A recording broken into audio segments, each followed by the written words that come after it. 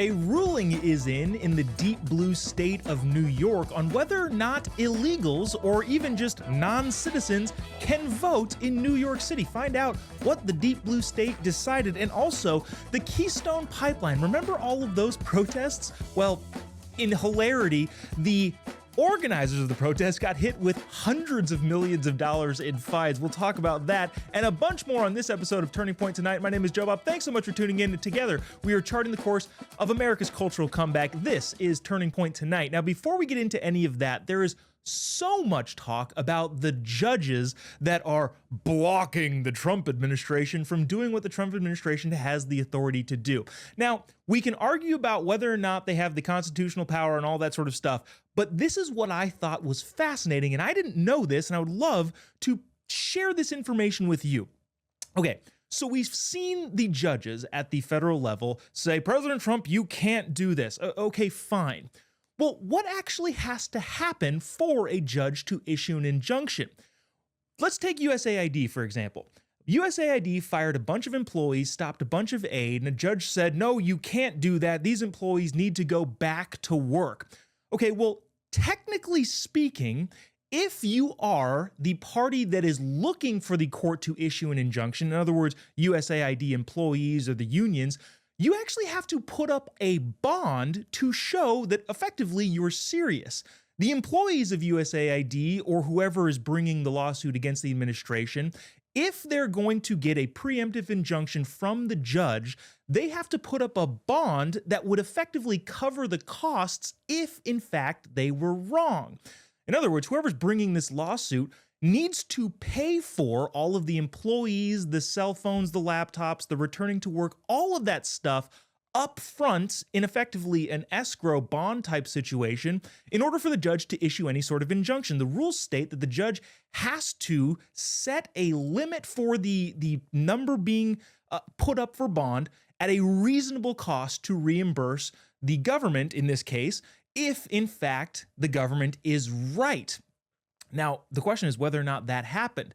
In the case of the USAID preemptive injunction of saying, hey, no, Trump, you can't fire all these people, the bond that was put up by the people seeking the injunction was $100.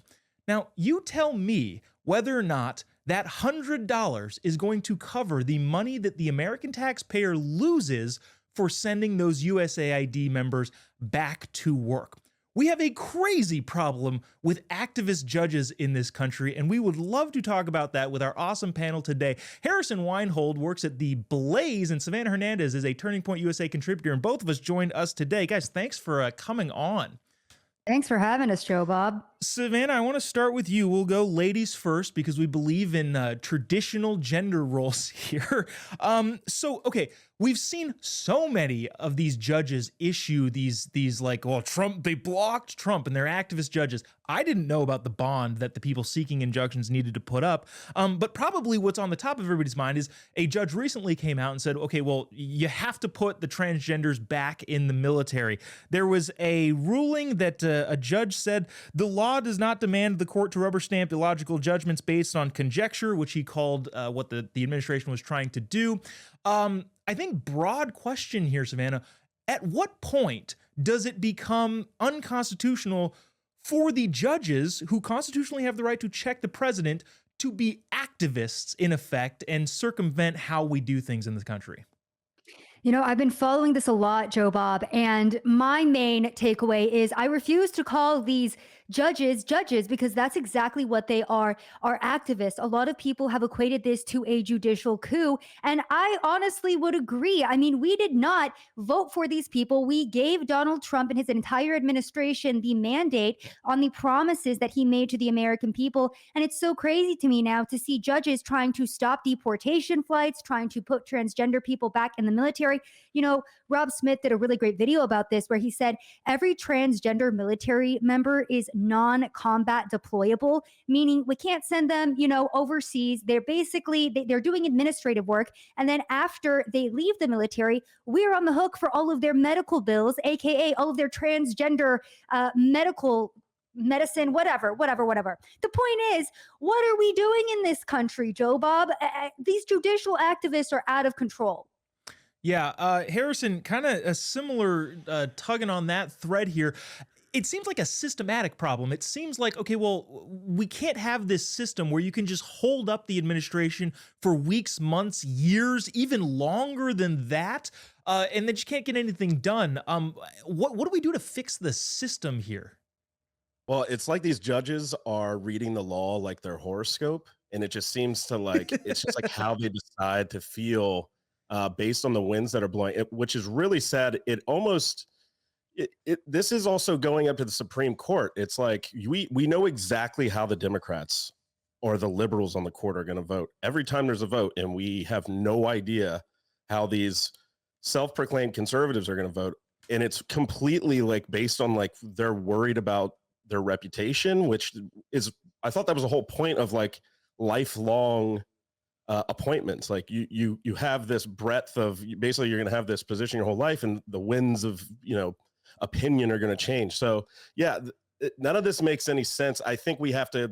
There's plenty of precedent of a president pushing back on the courts, and I think if you just go to FDR or Jackson, I mean, both of these guys were basically like, we will make the Supreme Court completely irrelevant if this is how you're basically going to act. They have no enforcement arm. There's nothing they can do. I don't think we really need to get to that point because I just, you know, it would obviously just be really horrible again when it's used against the right. But I mean, it's at the point now where if the federal government or if the executive can't get anything done because of a low level federal district judge, then yeah, we don't have democracy in this country. And this is like actually like Civil War type stuff that you're messing with, because now the entire country feels like they're being nullified by activist judges, people that weren't elected at all.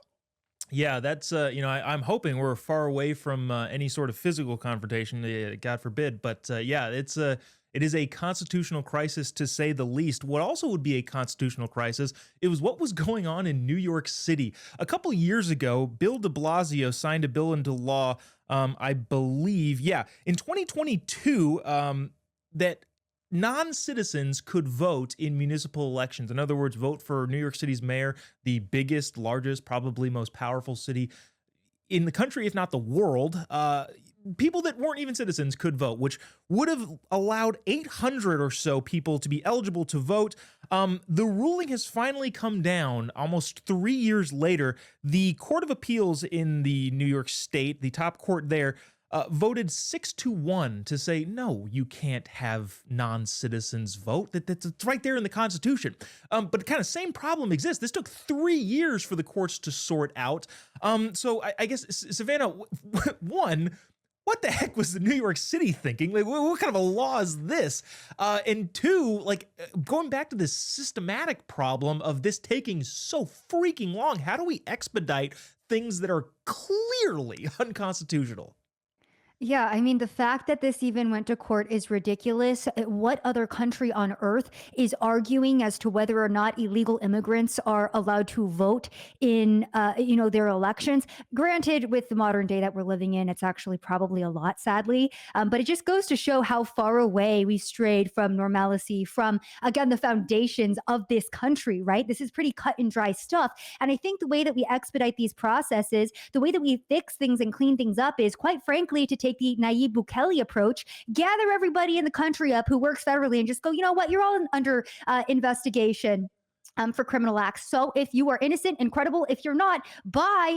I know that's extreme, but also it worked very well for El Salvador. Obviously, a much smaller country than ours, but I feel like that's the level we're at. I mean, we've argued whether or not illegal immigrants can vote in our elections. Are we living in crazy town? And the fact that we have men walking around saying that they're women, and if you don't agree, you get punched in the face, probably means that we are living in crazy town. If I'm a non-citizen and I identify as they, them, do I get to vote multiple times because of the Yeah, just plural of my? identify as a US citizen, Joe Bob. I identify as a U.S. citizen, and I also identify as multiple people, as a they. So I think I get to vote. I get to vote multiple times. Harrison. So a similar type of this sort of situation has been going on in various parts of the country. I believe in Washington. Don't quote me on that state where not only non-citizens can vote, but children effectively in some local municipalities. I think as young as like 13 years old. Like, yeah, 13 years old. In terms of like being able to secure elections, obviously this New York thing is kind of a localized thing, but overall throughout the country, how do we kind of reinstate the value of the vote? One, obviously you have to be eligible to vote, but two, that you can't just let these, small local municipalities make up their own rules that are completely opposite of the Constitution. Yeah, I think since 2016, I believe San Francisco's allowed non-citizens, Hmm. or I'm sorry, non-citizen parents. I was looking this up as you were talking about because it really is kind of insane. Non-citizen parents of kids can vote in school boards elections. Okay, so it's like this is basically the game plan of everything on the left. It's like they tell you you're crazy because you believe in this standard of like, hey, this causes a slippery slope, right? And then they just like, wow, you're just like a psychopath. Like, what slippery slope?